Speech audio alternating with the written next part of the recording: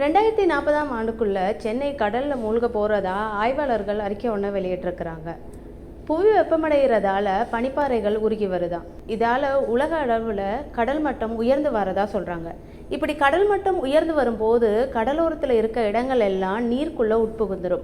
அதாவது கடலோர பகுதியில் இருக்கக்கூடிய கிராமங்கள், நகரங்கள் எல்லாமே கடலுக்குள்ளே, அதாவது நீருக்குள்ளே மூழ்கிடும் அப்படின்னு சொல்கிறாங்க. இதனால் இந்தியா எதிர்காலத்தில் பல சவால்களை சந்திக்க போகிறதா சொல்லியிருக்கிறாங்க.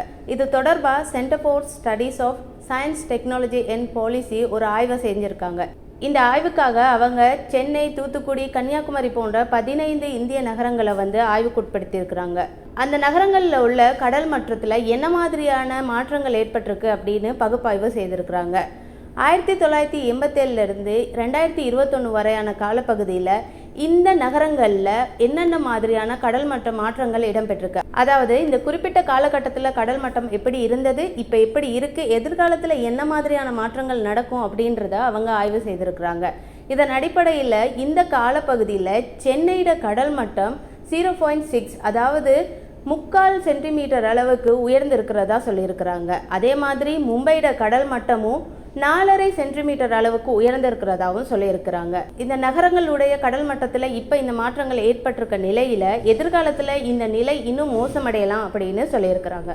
2100 மும்பை, சென்னை, கன்னியாகுமரி, தூத்துக்குடி இந்த நகரங்களோட கடல் மட்டம் 70 சென்டிமீட்டர் வரையில் உயரலாம் அப்படின்னு சொல்லியிருக்கிறாங்க. அதே மாதிரி 2040 சென்னை, கன்னியாகுமரி மற்றும் தூத்துக்குடி போன்ற நகரங்களோட 5 முதல் 10% நிலப்பரப்புகள் கடலில் மூழ்கலாம் அப்படின்னு சொல்லியிருக்கிறாங்க. 2040 அப்படிங்கும்போது அது 2040 தான் நடக்கும் அப்படின்னு இல்லை, அது சீக்கிரமே நடக்கலாம் அப்படின்னு ஆராய்ச்சியாளர்கள் எச்சரிக்கை விடுத்திருக்கிறாங்க.